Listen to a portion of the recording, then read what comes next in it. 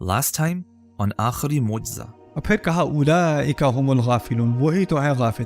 میں سوچتا ہوں اس آیت کے بارے میں جیسے جیسے ٹیکنالوجی بڑھ رہی ہے نا، یہ مثال زیادہ آسان ہو رہی ہے سمجھنا، کیونکہ اب تو آپ کے ارد گرد کیا ہو رہا ہے کچھ نہیں پتا، آپ بس لگے ہوئے ہو. ہمارے بچے لگے ہوئے ہیں، آپ کو زبیر کھانا، زبیر، کوئی آواز نہیں آ رہی، کچھ نہیں پتہ چل رہا، وہ اپنی دنیا میں ہے. لیکن انٹرنیٹ وائی فائی کٹ ہو گیا. ماما اس گائے کے سامنے سے بھوسا ہٹا دو بس. اولئک هم الغافلون اللہم لا تجعلنا منہم.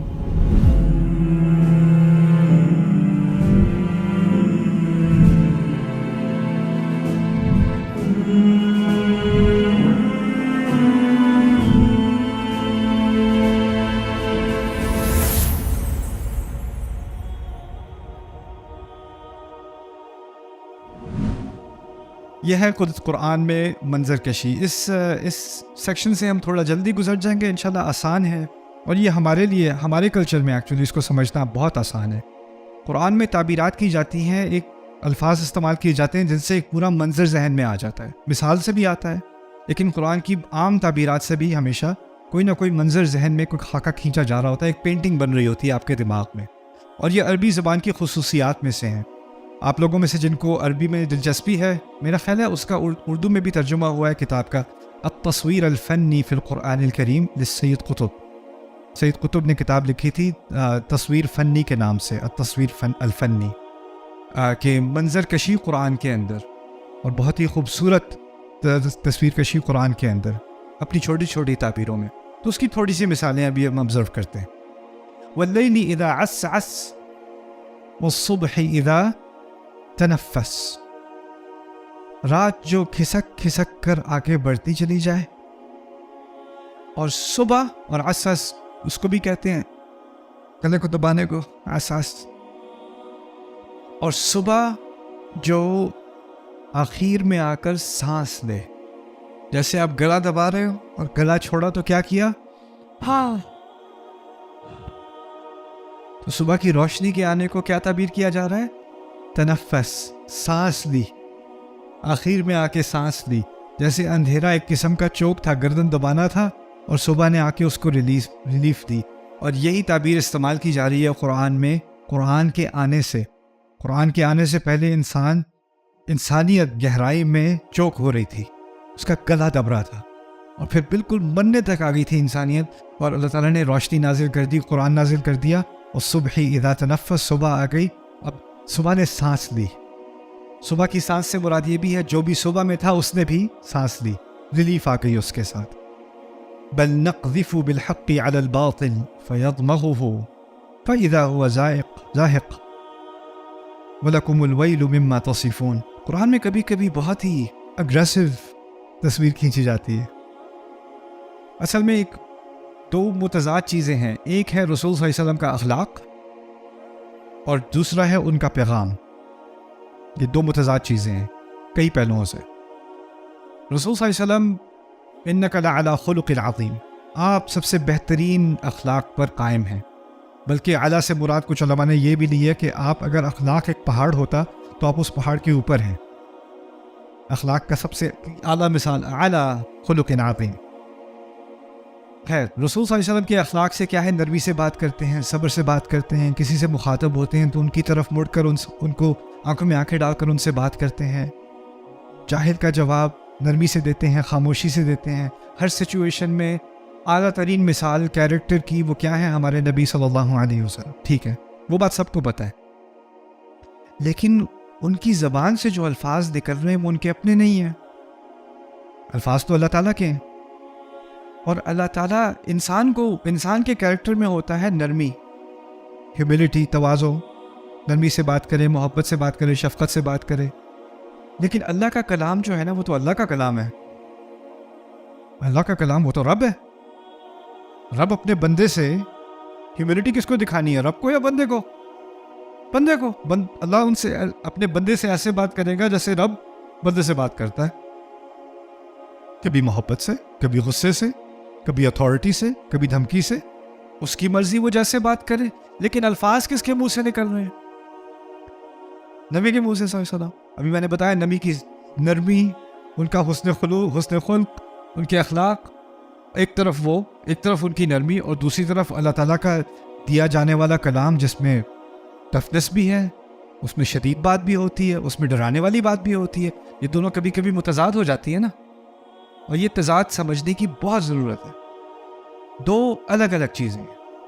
ایک ہے ہم نے بات کیسے کرنی ہے، دوسری ہے ہم نے بات کیا کرنی ہے. حق بات کیسے کی جائے وہ نبی کا اخلاق ہے، حق بات کیا کی جائے وہ قرآن ہے.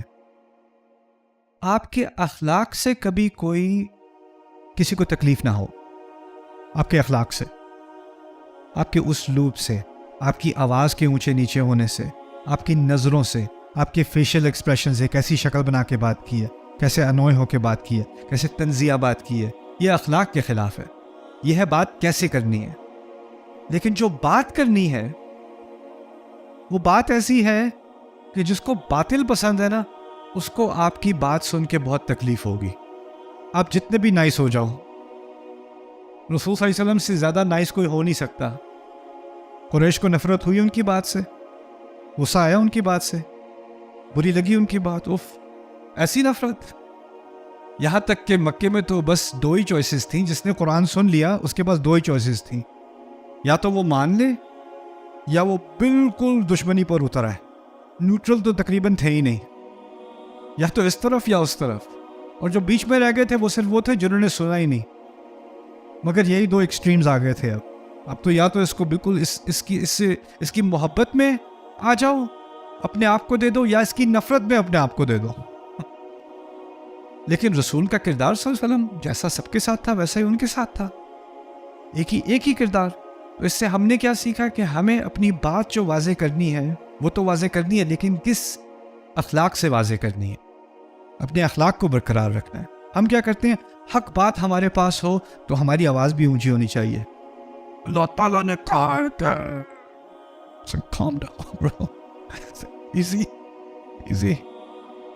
میں حیران ہو جاتا ہوں کبھی کبھی. میرے کچھ دوست ہیں جو خطیب وغیرہ ہیں کڑک والے، خطبے سے پہلے آ کے ملیں گے، السلام علیکم ورحمۃ اللہ، کیا حال چال ہے آپ کی، فیملی ٹھیک ہے، سب خیریت سے، اچھا ماشاء اللہ، چلیں ابھی خطبے کا ٹائم ہو گیا پھر بات کرتے ہیں.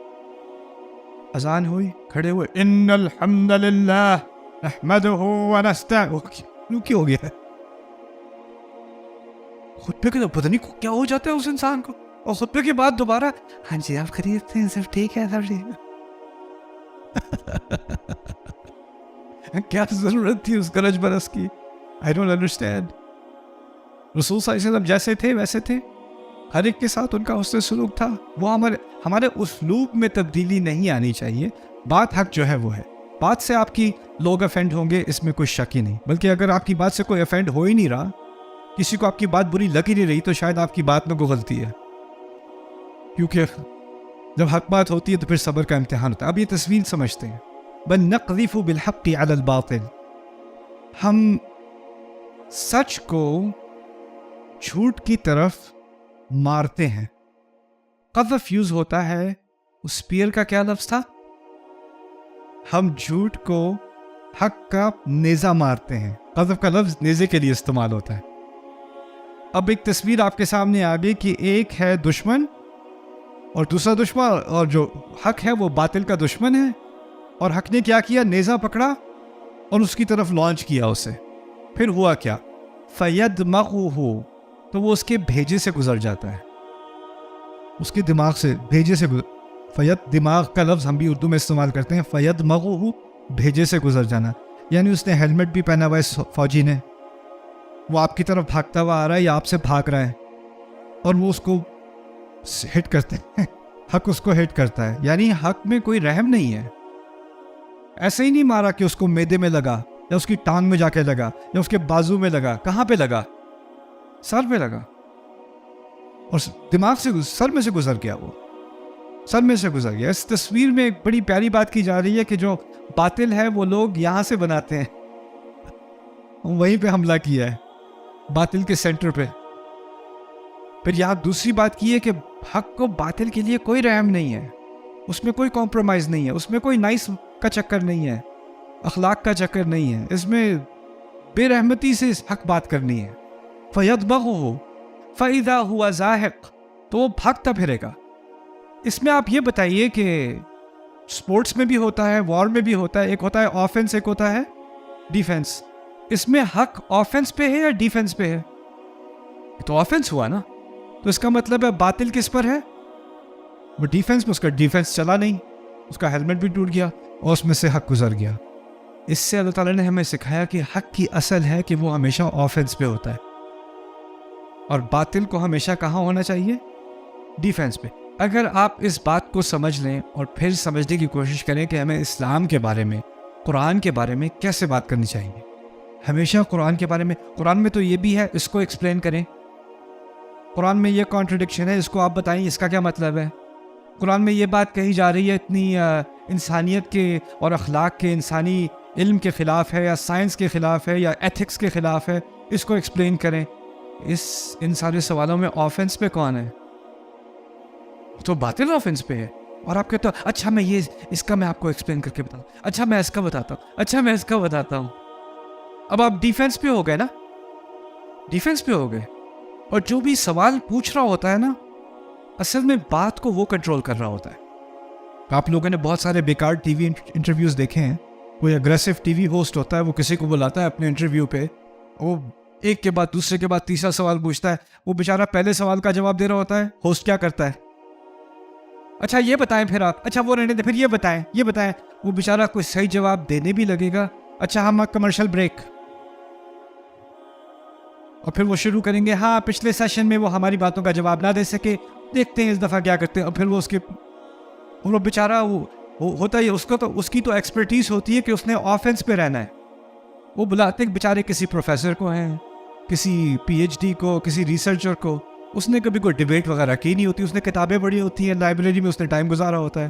جو لوگ پی ایچ ڈی کرتے ہیں وہ ویسے ہی سوشلی آکورڈ ہوتے ہیں، ان سے دعوتوں پہ کوئی بات نہیں کرتا، اس بیچارے کو ٹی وی انٹرویو پہ بلا لیا، اب اس کو بلایا، اس پہ آپ تو یہ کہتے ہیں، اچھا آپ یہ بھی مانتے ہیں، اچھا آپ اس قسم کے پاگل پن کو آپ انڈورس کرتے ہیں، بتائیے ذرا۔ میرے پیج 35 پہ میں نے، اچھا آپ 35 چھوڑیں، ایسا ہی ہوتا ہے نا۔ تو ہوتا کیا ہے دنیا میں کہ باطل جو ہے وہ افینسو پہ آ جاتا ہے، اور جتنا باطل افینسو پہ آتا ہے ہمیں لگتا ہے کہ ہمیں اب کس پہ ہونا چاہیے؟ ڈیفینسو ہونا چاہیے، ہمیں اس کا جواب دینا چاہیے۔ دیکھیں یہ بھی تو سوال پوچھ رہے ہیں نا، یہ بھی تو سوال پوچھ رہے ہیں۔ مزے کی بات یہ ہے آپ پہلے سوال کا جواب دے دو تو وہ کیا کہیں گے؟ ہاں جی اب میں مطمئن ہوں، یہ تو آپ نے بڑی اچھی بات کہہ دی، اب مجھے اسلام سے نفرت نہیں ہے۔ نہیں، پھر وہ کہیں گے اچھا یہ جواب دیا ہے، میرے پاس ایک اور سوال ہے، دوسرے کا جواب دو کہ کیا کہے گا؟ ایک اور سوال ہے، پھر ایک اور سوال ہے، پھر ایک اور سوال، گھما پھر آ کے جو پہلا سوال تھا نا اس پہ واپس آ جائے گا۔ اچھا اس کا تو جواب دے، میں نے کہا وہ تو میں دے چکا ہوں، مجھے پتا تھا جواب نہیں ہے آپ کے پاس۔ اور ہم وہ گیم کھیلتے رہتے ہیں۔ جو سوالوں کو کنٹرول کر رہا ہے وہ پوری بات کو کنٹرول کر رہا ہے، وہ پورے نیریٹو کو کنٹرول کر رہا ہے، وہ لوگوں کی سوچ کو کنٹرول کر رہا ہے۔ قرآن نے کیا کیا ہے؟ قرآن نے سوال پوچھنے شروع کر دیے، تم سوال پوچھو گے؟ قرآن کبھی کبھی ان کے سوالوں کو بھی ریکارڈ کرتا ہے، کہتے ہیں، پوچھتے ہیں، وہ لوگ پوچھتے ہیں، ان کو ایسا جواب دو کہ منہ بند ہو جائے۔ ایک دفعہ کسی نے پوچھا ان سے، رسول صلی اللہ علیہ وسلم سے، کہ جب ہم ہڈیاں بن جائیں گے اپنی قبروں کے اندر، یعنی بالکل ریت کی طرح بن جائیں گے، ختم ہو جائیں گے، کیا نیا بن کے آنا ہے ہم نے؟ اذا كنا رفاتا وعظاما انا لمبعوثون خلقا جديدا، نئے خلق بن کے آ جائیں گے ہم۔ اب اس کا پورا فلسفی جواب بھی دیا جا سکتا تھا کہ جس اللہ نے پوری کائنات بنائی ہے، جو اللہ پودے کو دوبارہ ہمیشہ زندہ کرتا ہے وہ اسی طرح کر دے گا، لیکن ہر پوچھنے والے کی نیت معلومات نہیں ہوتی، کچھ لوگ تنزیہ بھی پوچھتے ہیں نا، تب کرنے کے لیے بھی پوچھتے ہیں۔ جو بدتمیزی میں پوچھتا ہے اس کا جواب بھی اس کو اپنی اوقات یاد دلانے والا دینا چاہیے۔ اللہ تعالیٰ نے کیا کہہ دیا؟ جواب یہ دینا، قل، اور پھر یہ یاد رکھنا اخلاق کے سب سے اعلیٰ پہاڑ کے اوپر کون کھڑے ہیں؟ ہمارے نبی کی شخصیت صلی اللہ علیہ وسلم۔ جواب کیا دینا ہے ایسے شخص کو؟ قل کونوا حجارة او حدیدا او خلقا مما یکبر فی صدورکم، ایسا کرو تم پتھر بن جاؤ. ہڈیاں تو مشکل ہے نا دوبارہ ریپیئر کرنا. تم ایسا کرو تم پتھر بن جاؤ. اگر تم لوہا بھی بن جاتے یا کوئی اور خلق جو تمہارے دماغ میں آتی ہے وہ بن جاؤ. آگے کچھ نہیں کہا, آگے بس اتنا ہی جواب دیا. کیوں؟ جو بدتمیزی میں سوال پوچھ رہا ہے نا اس کو اپنی اوقات یاد دلانے والا جواب دینا ہے. اس کو کوئی فلسفی جواب دینے کی ضرورت نہیں ہے. آپ کو اپنا ٹائم برباد کرنے کی ضرورت نہیں ہے. اب جو خاص کر جو میرے ینگ اسٹوڈنٹس یہاں پہ بیٹھے ہوئے ہیں, آپ کو اس چیز کی عقل ہونی چاہیے کہ کوئی آپ سے سوال پوچھ رہا ہے. آپ لیڈیز میں سے کسی کو حجاب میں دیکھتا ہے تو عید پارٹی میں یا کہیں پہ, اچھا آپ کو تو بڑا اسلام پتہ ہے نا, آپ یہ بتائیں.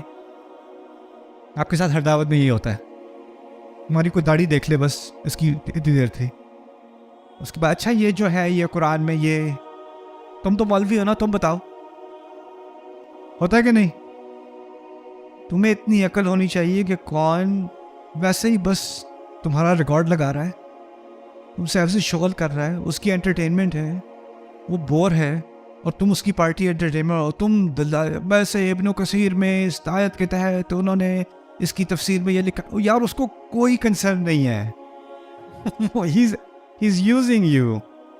تم میں اتنی سینس ہونی چاہیے کہ کس سے کیسے بات کرنی ہے اور کس طرح جواب دینا ہے.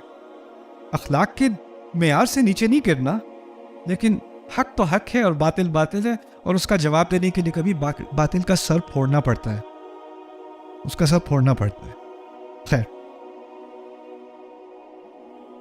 وَلَمَّا بَرَزُوا لِجَالُوتَ وَجُنُودِهِ, جب وہ آمنے سامنے آئے جالوت کے اور اس کی فوجوں کے, قَالُوا لَا طَاقَةَ لَنَا الْيَوْمَ بِجَالُوتَ قَالُوا رَبَّنَا أَفْرِغْ عَلَيْنَا صَبْرًا. یہ نہیں کہا رب ہمیں صبر کرنے کی توفیق دے, تصویر استعمال کی, افرغ علینا صبرا, ہمارے اوپر صبر اڈیل دیں.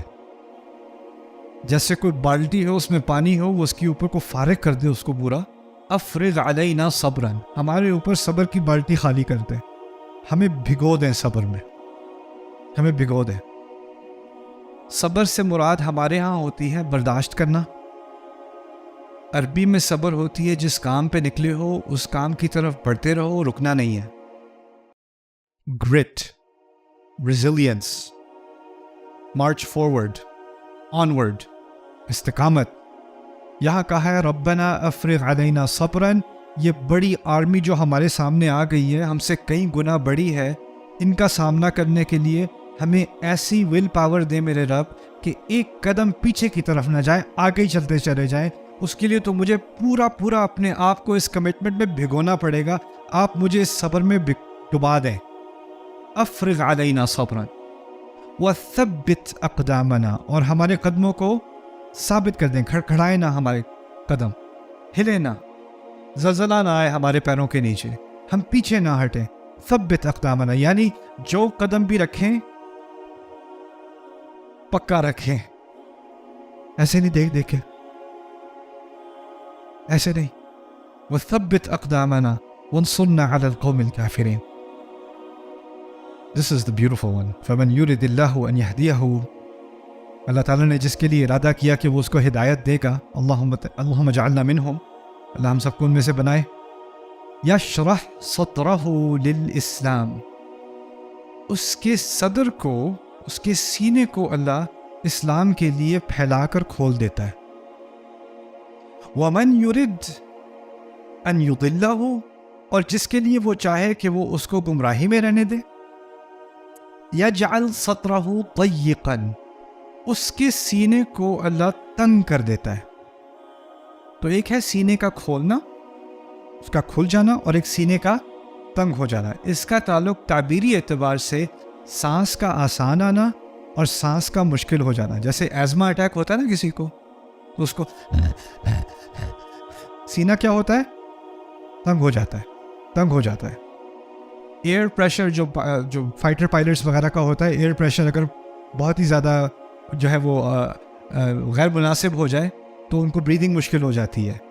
اگر آپ کے پلین جو ہے, پلین میں ٹربولنس زیادہ آ گئی, وہ ماسک نیچے اتر گیا, ملک الموت والا ماسک, تو آپ کو پہننا پڑتا ہے کیونکہ آپ کا سینہ جو ہے وہ ٹائٹ ہو جائے گا. کچھ جگہ ہوتی ہیں دنیا میں جن کا الٹیٹیوڈ زیادہ ہوتا ہے, وہاں پر لوگوں کو ایزما ایشوز زیادہ ہو جاتے ہیں، کیونکہ وہاں پر آکسیجن کی کمی ہے، کنسنٹریشن کی کمی ہے، تو ان کے چیسٹ میں ٹائٹنس زیادہ آ جاتی ہے، ان کے سینے میں ٹائٹنس زیادہ آ جاتی ہے. یشرح، تو یہاں کہا یجعل صدرہ طیقا کأنما یصعد فی السماء، ایسے جیسے کہ وہ آسمان پر چڑھ رہا ہو. لیکن میں نے آسمان کا ترجمہ جان بوجھ کر غلط کیا تاکہ آپ اس کو فکس کرو. سما کا معنی کیا ہوتا ہے؟ ایسے جیسے وہ اونچائی کی طرف چڑھتا چلا جا رہا ہو، جیسے ایک تصویر کھینچی گئی ہے کہ وہ پہاڑ پہ چڑھ رہا ہے. کوئی آپ نے اگر آپ لوگ ٹریڈ مل استعمال کرتے ہو تو اس کو پورا اوپر تک انکلائن کیا ہوا ہے، اور اب آپ چل رہے ہو. جتنا آپ اونچا اس کا انکلائن کرو گے اور چلو گے، کیا ہوگا آپ کی بریدنگ کے ساتھ؟ ہیوی ہوتی جائے گی، سانس مشکل آنی شروع ہو جائے گی. اب آپ کا منہ بند نہیں رہے گا، پہلے آپ، پھر اس کے بعد ایسا ہی ہوتا ہے نا. کأنما یصعد فی السماء، کیا تصویر کھینچی ہے. جو ہدایت کی طرف آئے اس کا سینہ کھل گیا، جو گمراہی کی طرف جائے اس کا سینہ تنگ ہو گیا. ابھی ایک بچی نے مجھ سے کل سوال پوچھا تھا کہ یہ تو فیئر نہیں ہے کہ ہم اسلام کو فالو کرتے رہیں اور ساری چیزیں ہمارے لیے حرام ہیں اور کچھ کر بھی نہیں سکتے، اور یہ لوگ اتنے مزے کرتے ہیں. اور پھر یہ مزے کرنے کے بعد اگر فرض کریں بالکل آخر میں جا کے اس نے توبہ کر لی، مرنے سے 3 منٹ پہلے اسلام قبول کر لیا، ساری پارٹی بھی کی اور جنت بھی گئے. میں ساری زندگی نماز پڑھتی رہی اور یہ کرتی رہی، اس کے تو یہ that's not fair. جس میں کیا انصاف ہے بھی. تو مجھے یہ فیئرنس سمجھ نہیں آ رہی. اس سے اچھی کل گپ شپ ہوئی بچی سے. اچھا سوال تھا. مجھے بہت سارے لوگوں نے یہ سوال پوچھا ہے. میں جواب بتاؤں کہ نہیں بتاؤں؟ Subscribe now to the Bayyinah YouTube channel to watch the rest of this series and more great content from Ustad Nu'man Ali Khan. Coming up next time on Aakhari Mu'jiza. ہم جس وقت میں ہم رہ رہے ہیں نا، اس کے دو ٹرمز ہیں اس دور کی جو آپ سمجھ لیں. ایک ہے ہائپر انڈیویجولزم اور دوسری ہے hyper comparison. Hyper individualism, hyper comparison. ہم بہت ہی شدید انفرادیت کا شکار ہو گئے. ہمیں نفس پرستی، میں اور میں. اب میں اتنا بڑا ہو گیا ہے، یہ میں کا کانسیپٹ، کہ آپ کہتے ہیں کہ میں اپنی حقیقت خود بیان کروں گا اور دنیا کی حقیقت میری نظروں سے واضح ہوگی. آئی ایم دی. اور یہاں تک کہ پہلے ہوتا تھا کسی زمانے میں there is the truth and there is the falsehood، سچائی اور باطل، سچ اور باطل. اب کیا ہے؟ my truth، یہ میرا سچ ہے.